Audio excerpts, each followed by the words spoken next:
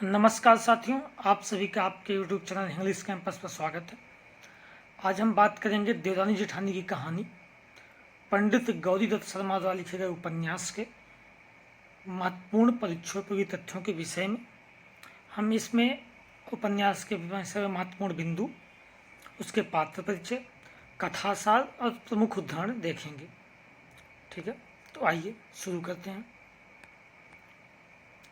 देवरानी जेठानी कहानी एक उपन्यास है। नाम से कहानी लिखा हुआ है लेकिन एक उपन्यास है जिसके लेखक पंडित गौरी दत्त हैं।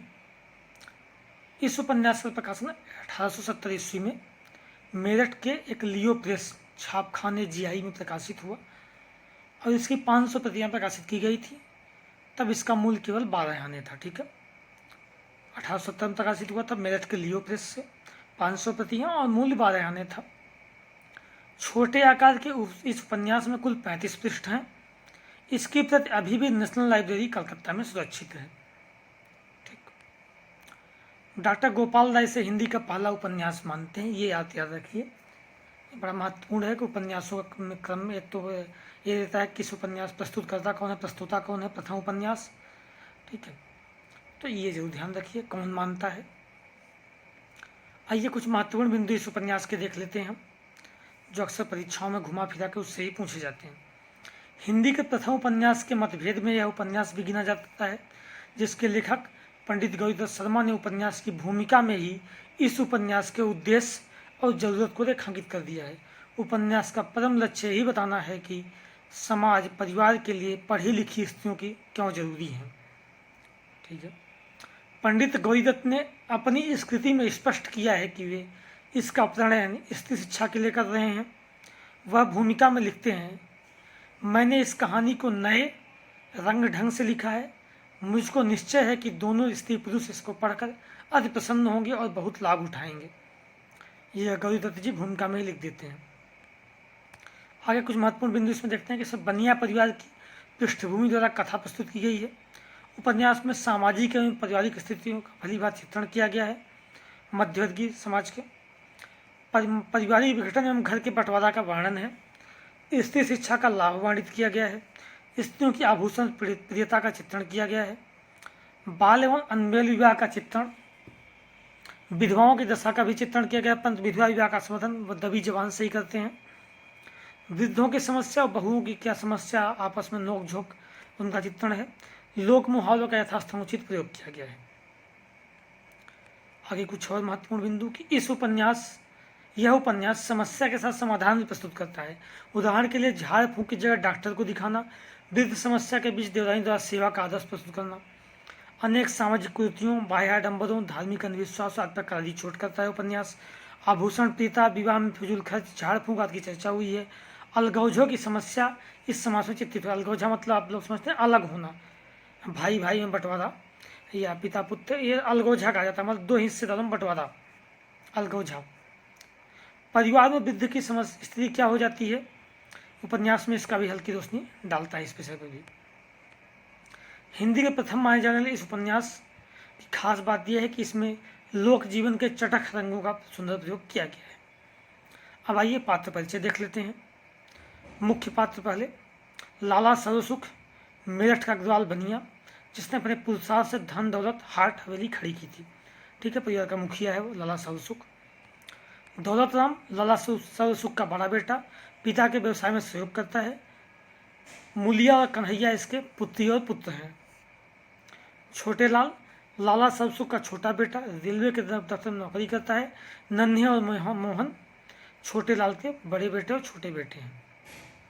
ज्ञानो यह जेठानी है, दौलत राम की पत्नी और घर की जेठानी बड़ी बहू। यह अनपढ़ और झगड़ालू प्रवृत्ति की है।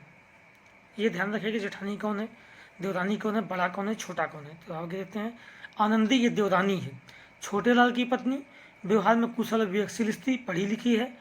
आनंदी सुशिक्षित और गुणवान है। ठीक है, ज्ञानो जेठानी, आनंदी देवरानी है। पार्वती सर्वसुख की बड़ी बेटी है, इसकी शादी दिल्ली में हुई है। सुखदेई सर्वसुख की छोटी बेटी है। अब कुछ गौण पद देख लेते हैं। शिवदयाल, बंशीधर कबाड़ी, ज्ञानचंद, डूंगर, तहसीलदार, राम प्रसाद, गंगाराम, भगवान देई, दिल्ला पांडे, मिश्रानी, मुंशी टिकट नारायण, हर सहाय काबली, लाला दीनदयाल, कृपी बाल विधवा है, लाला मुकालीदास मदरसे के नौकर में नौकर झल्लामल, ये गौण पात्र हैं। अब पात्र परिचय के बाद हम कथा सार देख लेते हैं। उपन्यास एक अग्रवाल बनिया परिवार को प्रस्तुत करता हुआ आगे बढ़ता है। सर्वसुख बनिया जो कि परिवार का मुखिया है, यह परिवार मेरठ का सुखी संपन्न एवं समृद्ध परिवार है।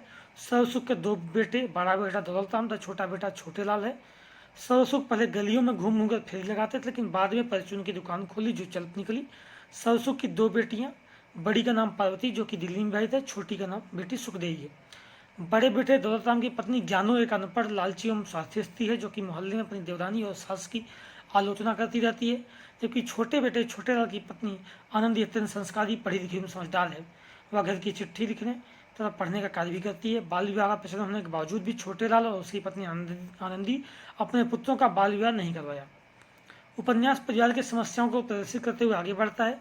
उपन्यास के अंत में परिवार की समस्या के चलते सर्वसुख के परिवार का विखंडन हो जाता है। दौलत राम अपनी बहू को लेकर अलग हो जाता है और घर का बंटवारा हो जाता है। बड़े बेटे दौलत राम के हिस्से में दुकान, जबकि छोटे बेटे छोटे लाल के हिस्से में मकान आता है, परंतु संतुष्ट न होने पर दौलत राम मकान में भी आधा हिस्सा ले लेता है। मकान से जाते वक्त बड़ी बहू खिड़कियों के दरवाजे और चौखट भी ले जाती है। यही कथा का मुख्य सारांश है। अब देखिए प्रमुख उदाहरण भी देख लेते हैं कुछ। पंडित गौरीदत्त शर्मा ने उपन्यास की भूमिका में कविता भी लिखी है। क्या है वो?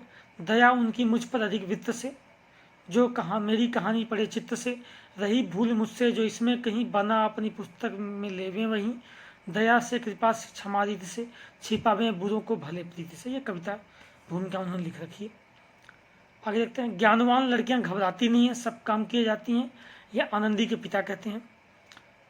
तुम दौलत राम की सगाई रख लो, आई हुई लक्ष्मी घर से कोई नहीं फेरता, और रुपया पैसा हाथ पैरों का कमाल है, आगे लौंडिया लौंडे का भाग है, सुखदेवी की माँ कहती है, अर्थात सरसुख की पत्नी।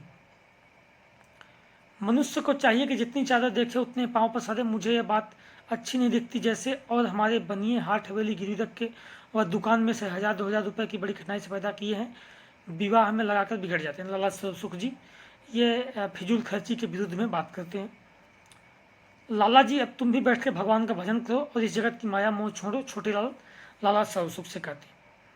ठीक है, तो ये था दरानी जेठानी कहानी के उपन्यास के पात्र और उसके प्रमुख तथ्य जिससे परीक्षा में प्रश्न पूछे जाते हैं। ये उपन्यास उतना महत्वपूर्ण नहीं है, लेकिन जो कि नेट सिलेबस में पहला उपन्यास से लिखा गया उसके रूप में लगा हुआ है। ठीक है, तो उसके विषय हमने तथ्यों परीक्षों के तथ्य देख लिए हैं। ठीक है, धन्यवाद।